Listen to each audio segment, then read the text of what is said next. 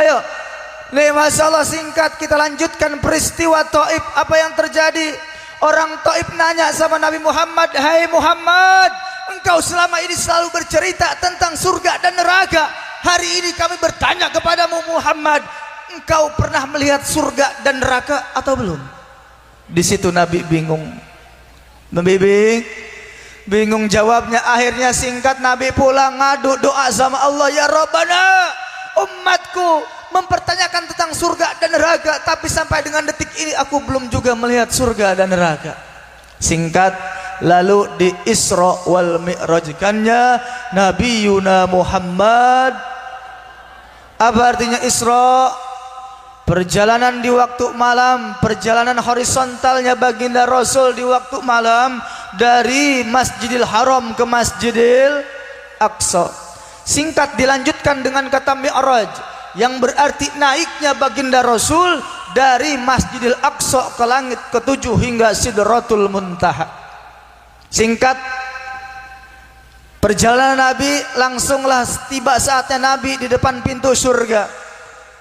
Kalau kita baca surahnya dalam surah Al-Isra, Subhanalladzi asra bi'abdihi laila.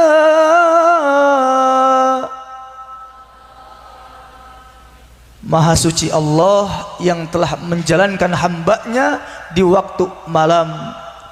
Minal masjidil harami ilal masjidil aqsa alladzi barakna hawlahu linuriyahu min ayatina innahu huwas sami'ul.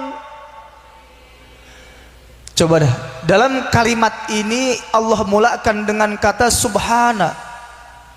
Subhanalladzi, yang mengandung makna ada sesuatu kejadian yang sangat luar biasa pada malam hari itu. Tapi dalam akhir ayat ini ditutup dengan kalimat apa?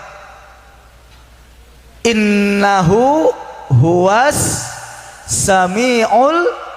Kalau bahasa santri mah ini kalimat enggak balagoh ya, kurang matching kalau bahasa santri mah bilang. Kenapa?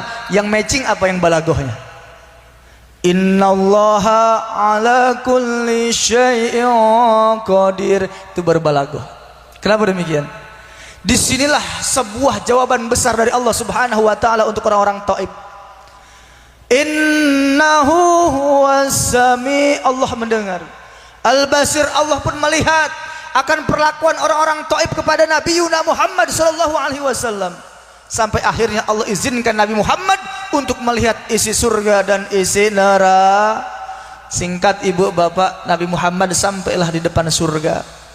Di depan surga Nabi kaget bu bapak. Kenapa?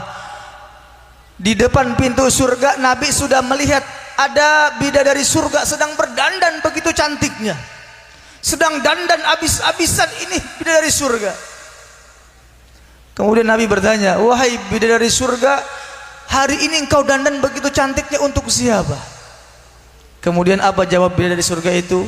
Wahai Nabi Muhammad Rasulullah SAW, hari ini aku diperintahkan oleh Allah untuk berdandan, untuk berhias, untuk menantikan kedatangan sahabatmu yang bernama Zaid bin Haritsah. Masya Allah, Zaid bin Haritsah masih meriang bu. Bagaimana enggak meriang dia? Abis-abisan disambit orang-orang Taif. Tetapi beliau masih ada di bumi, bidadari surga sudah berdandan abis-abisan untuk menunggu kedatangan dirinya. Ini apa maknanya? Kenapa bidadari surga begitu menantikan kedatangan Zaid bin Haritsah? Tiada lain karena ketika tragedi Taif, Zaid bin Haritsah menjadi garda terdepan dalam membela baginda Rasul. Sambitan sebelah kanan kiri depan belakang dijaga ketat oleh Zaid bin Haritsah. Jangan sampai Nabi Muhammad merasakan lemparan batu dan terkena akan lemparan kotoran orang-orang Taif. Ternyata inilah asbab kenapa Zaid bin Haritsah dinantikan oleh bidadari surga.